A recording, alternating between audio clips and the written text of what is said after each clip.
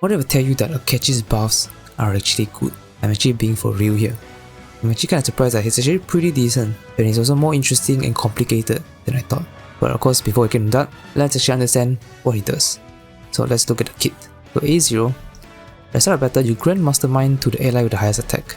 So this part is basically him as a sub DPS. Then the nice thing is that you can actually manually select who is the Mastermind. And only one person can be Mastermind at one time. And there's also a cooldown of 1 turn. Then Akechi will increase his attack by up to 1000 based on the Mastermind's attack. Then when the ally that is not Akechi has Mastermind and deals damage, an attack skill highlight or resonance, the Akechi will record the average damage dealt to all the foes if it's AoE.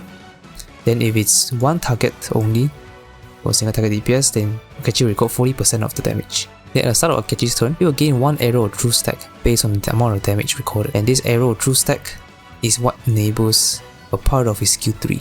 Then this arrow of truth can be held for 2 turns. But if you use Akechi as main DPS, so you give himself Mastermind, the skill tree will change. The arrow of truth will deal almighty damage based on the skill multiplier, or arrow of perjury. Arrow of perjury is basically the second part of the skill 3. So skill 3 has 2 parts, arrow of truth and arrow of perjury. His skill 1 is an AoE blast attack that can heal and grant a blessing stack. He will also gain a suspicion stack. This is required to activate the skill 3, and also gain deduction for 2 turns. And deduction will increase the party's damage. So skill 2 is an AoE curse move. This one also gives you suspicion for the skill 3 to activate. And you gain stratagem for 2 turns. Stratagem will decrease the defense. And this will also increase the skill 3 hit by 1 and also increase the skill 3 damage. Now for skill 3, you can only use this when you have suspicion, which you get from skill 1 and skill 2. Then you spend all the arrow truth stacks, so this is the recorded damage, and deal a fixed amount of almighty damage, equal to 19.5% of the recorded damage. So this is the first part of the skill 3. You can imagine like the first tick of the damage. It's a recorded damage, this one cannot crit. Recording the damage is like a fixed amount of number you record. Obviously you cannot crit if it's a fixed amount. Then you activate Arrow of Perjury. This is the second part of skill 3 on random foes. This one is the one that's not recorded damage. You deal almighty damage of 4 hits, and then from the second hit you prioritize new targets. If the subsequent hits hit the same target, it will decrease damage to 15%. So basically single target, if you use skill 3 on single target, it will do less damage. But if Akechi is Mastermind, this part is the main DPS for Akechi. So everything here, especially this one is for sub DPS. This one always, you always have this. This one is for sub DPS. This one is for main DPS. If Akechi has Mastermind, so he is main DPS, Arrow of Truth, which is this one, will gain 240% almighty damage of this skill. So basically, if you use main DPS, this part will basically change to this part. 240% is pretty high, and enables him to do pretty good damage as a main DPS. And it's a big buff actually to him. I'll talk about it more later, but let's go to the highlight. Basically, it's very similar to the twins AoE, the blast curse highlight. It's blast damage and curse damage AoE. Next thing is that for 4 turns though, your perjury, arrow perjury will increase by 2 hits. So perjury is this one. So you'll do like 6 hits now. If you include skill 2, it does 7 hits. So you can do decent damage. And increasing that will technically increase this also, because this is based on this, right? So increase this, you will also increase this. So the passive, you can activate Flames of Desire effects for all allies on the party. This is pretty interesting. Flames of Desire is basically the harmony button you see on the team preview. So it's basically this thing. You click the harmony, this is the Flames of Desire. You can see that right now I have 2 Almighty, so Persona Almighty and the Twins Almighty, 2 physical. So that means I have like 2 of them. Now if I have Akechi, Akechi will activate this with everybody. So let's say if I swap to An, then I put Vishnu in front. So we have Wind, Physical, and Fire. So if I change to Akechi, for example, it will activate with everybody. So I'm gonna have Wind, Physical, Fire. I'm gonna have all 3 of these. So all the damage for these 3 types will increase. So you can activate up to like 45% because there's 3 different elements. Second passive, when you deal almighty damage, for every 1% of target's decreased defense, you increase Akechi's damage up to 220% damage increase. This is quite interesting because almighty damage bypasses defense, so you don't actually need to debuff defense, but you still need to for Akechi because of this passive. It's going to be 240% defense debuff. So I'm not 100% sure how this interacts with pierce rate. I don't know if this includes pierce rate or not, because 240% defense debuff is pretty high. That's almost the entire defense coefficient.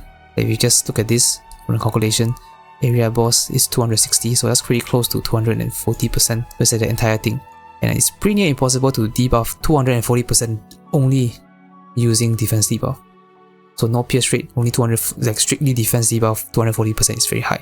But I think it does include pierce rate, I'm not very sure. And I have no idea how to really test this properly. Now let's go to the weapon.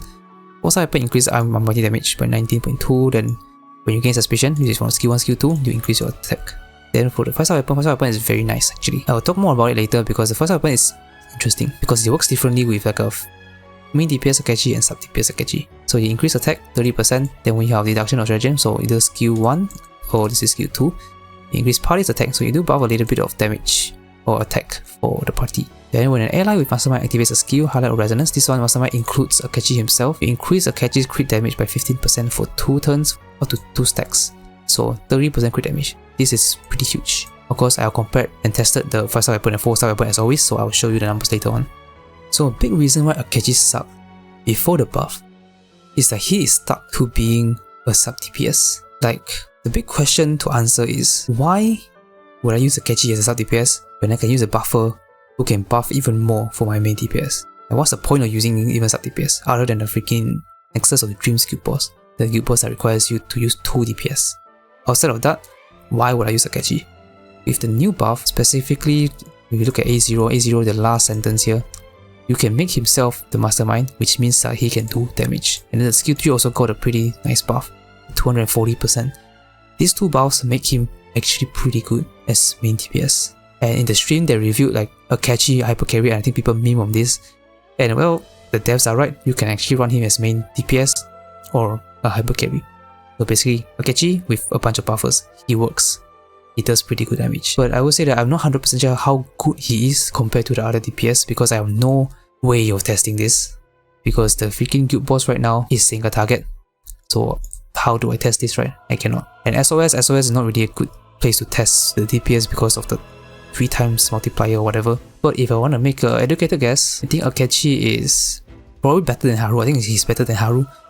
Maybe not quite as good as Firecracker Ring. I'm not 100% sure. But maybe close to Firecracker Ring, I don't know. But the nice thing about Akechi is that, unlike Haru and Firecracker Ring, it doesn't require any sort of requirements. Like let's say if you run like a Haru team, Haru requires aiming accuracy, so you probably want Sawamoko on the team also if you're running with Haru. If you're running Firecracker Ring, you absolutely need Matoi to really maximize her damage, to get her to max potential. For Akechi though, you don't need any of that. You just run whichever buffer, the strongest buffer you have, what Tempest Wind, Twins even as a strategist. Those are much requirement. Just use your strongest support and he's gonna do pretty good damage. Now, how to actually use him? It feels very simple on paper where you just alternate 2 skills or whatever, but it's more complicated than think.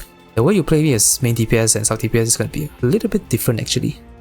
And there's also some little things you need to pay attention to maximize his damage. So for example, if I show you this team and I ask you, how do I improve it? You just pay attention to the Flames of Desire. We currently have 2, Wind and Sai. We technically have 3 Sai, because Akechi technically counts as a Sai because it activates Flames of Desire. You can see that it's 12% also. So Akechi is basically every element. So you can see that we have Sai Harmony and Wind Harmony. The way you can improve this is basically put this Fire persona in front. Then we have 3 different Harmony. This is quite important. Okay, I won't say very important, but this is nice because of the passive. This one, if you put the Fire in front, we have now 3 Flames of Desire, so this would be 45%.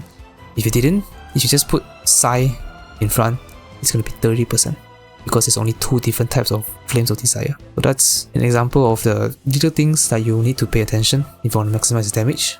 But let's move on to how to actually use him. So let's look at the main DPS first. So for main DPS, it's rather simple overall. So this is a cycle rotation for the SOS. This is not gonna be the final rotation, okay? You need to wait for my video. This is just for testing, okay? Because you definitely want turbo for the other side, but I'm just using her here just as like a control. For Akechi's rotation, you can just alternate 2 and 3. It's very simple. Because it's main DPS now, the more skill 3 you can do, the more damage you do. And you want to do skill 2 also for the defense debuff, which can give the passive the boost. So this one, the one that has the defense debuff requirement. And the skill 2 can also increase the damage of the Aerial Perjury and increase the number of hits. So your skill 3 will overall do more damage. I also already tested using skill 1. Skill 1 is worse by like 15% or whatever. Skill 2 is better. As for the highlight rotation, it's a bit interesting. I'm not 100% sure about this one because I use Akechi highlight here. I did try Akechi highlight here and here, like the typical DPS, right? Turns 2 and turns 6. It goes slightly less, very slightly, like 1.3% less, which can vary well due to damage variance. So I'm not 100% sure about that one. Because for SOS at least, his points are multiplied by 3 because of the Almighty. He's Almighty, right? The stage gives 3 times the points of Almighty characters. But highlight, I think you need to just try 2 and 6, or just highlight on turn 3. So I'm pretty sure you have a question, and that is, how does Akechi compare to Twins DPS? Unfortunately, I don't have A1 Twins, so I can only test it for my A0R1 Twins. But it should still give you like a general idea. But this is the result, and Akechi A0R0 wins by a landslide. A more over 40% increase is massive. But of course, like I said, it is only A0R1 Twins. Okay? And even without 5-star weapon, Akechi still beats the Twins.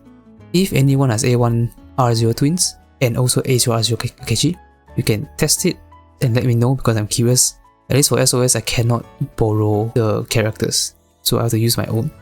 And the freaking guild boss are single target bosses, so I cannot even test the Twins. And the freaking Twins are bugged in the guild boss, so I cannot even test properly because the Twins will always be at a disadvantage because they don't get the point multiplier on the Nexus of Dreams.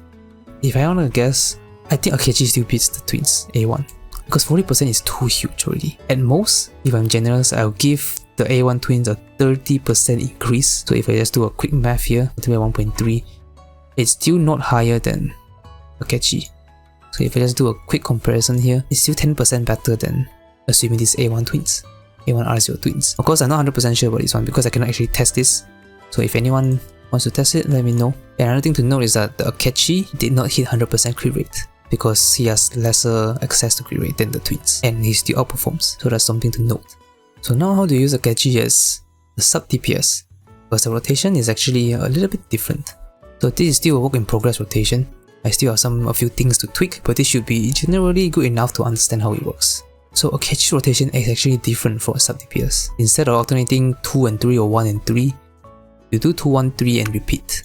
The reason is because the skill 2 and skill 1 last for 2 turns. And the skill 2, the defense debuff, is actually not a debuff at all. So if you look at the skill 2, it gives himself Stratagem. This Stratagem is a buff. It's a buff that debuffs the enemy, if that makes sense. So if you use it on turn 2, the debuff will last until here. And then you skill 2 again, and then it will last until here. And this works well for Kasumi, because Kasumi doesn't attack on turn 1 or on turn 4. So you can imagine that if I skill 2 here, the defense debuff lasts until here. Then starting here, there's no more defense debuff. But it doesn't matter because Kasumi doesn't even attack at this turn. So you can skill 2 here again. So that's a nice thing about, I guess, running Akechi with Kasumi. I'm not 100% sure how it will work with other DPS. Or definitely to test with Frostgale Mode also. But I suspect that this is probably still the better option. Because the thing is, Akechi doesn't really do that much damage for the skill 3. So this rotation probably still works for the other teams if you use Akechi as sub DPS. Or maybe not, because the Arrow of Truth thing only lasts for 2 turns. So if you do a 3-turn rotation, then that means there's probably gonna be 1 turn of record damage that would be gone. Yeah, I think this is very interesting. If I use a 1-3, 2-3 rotation, it got me like 1-4-1. This one is 1-4, 1-4-8, so quite a decent chunk. Like 6% I think increase. And honestly, the interesting about Akechi is that for sub DPS, you probably still want to put him last, so that he can like record the damage. If you put Akechi in front of Kasumi, then Akechi uses the skill 3 before Kasumi attacks, so that's a bit awkward. And the interesting thing I want to point out is Court being second, because Kasumi and Akechi must be last. And for this rotation specifically, I have to highlight here, so that I can highlight again here.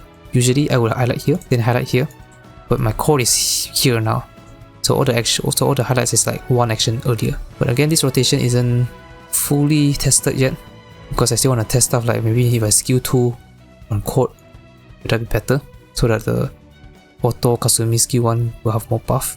Or maybe I need to change the highlight rotation. Maybe I can try to use a Jigokuten here instead. Or maybe completely ditch an Akechi highlight, because he's not really doing that much damage compared to Kasumi. But yeah, some stuff I still want to test. Now moving on to the 5-star weapon. This is very interesting, because the buff that Akechi got for global, so basically the buff of him being able to be used as a main DPS, actually indirectly buffed his 5-star weapon. So let me explain. His 5-star weapon gives a lot of crit damage to himself, right? But if you run him as a sub DPS, his damage isn't really gonna impact the overall score much. So even if you increase the crit damage, he will do more damage. But it's not really that much damage compared to your main DPS, let's say your Kasumi. Which means that the weapon isn't actually really that valuable. However, he can be a main DPS now, which means that the weapon actually increases in value, because if he's a main DPS, he will do more damage, and the weapon will increase that damage even more, so he will get even more points. So his first weapon is actually useful and can be considered pulling. And from my testing, it shows exactly what I explained. A huge increase if you use Akechi as a main DPS. More than 20% increase, that's pretty big. If it's sub DPS, it's only 5%. Because like I already explained, sub DPS, his damage isn't comparable to the main DPS. So the increase from the first weapon is very low. So finally, should you pull Akechi? But before I answer that, you need a reminder that this is a first impression video. There are still quite a number of things I want to test. Like more testing for the weapon, more testing against the twins, the sweeper, and I also even want to test how bad he would be if I use a buffer over him. I have some ideas on how to test this, so if you're interested to see all the results in my final review video, I recommend you to like and subscribe. It will help out a lot. But contrary to popular belief, if you decide to pull him, he will absolutely not break your account. He will not break your account at all. His buffs are actually pretty good. He is pretty good as a main DPS, and he is not a bad pull at all. Like I mentioned briefly just now, unlike the other sweepers like Haru and Firecrackerin, Akechi doesn't have any specific requirements to fulfill. He doesn't need element accuracy, he doesn't do technical damage. You pull him, he works immediately with whatever buffer. That being said, if you already have an A1 twins, and you can use him as a sweeper, then he is definitely skippable.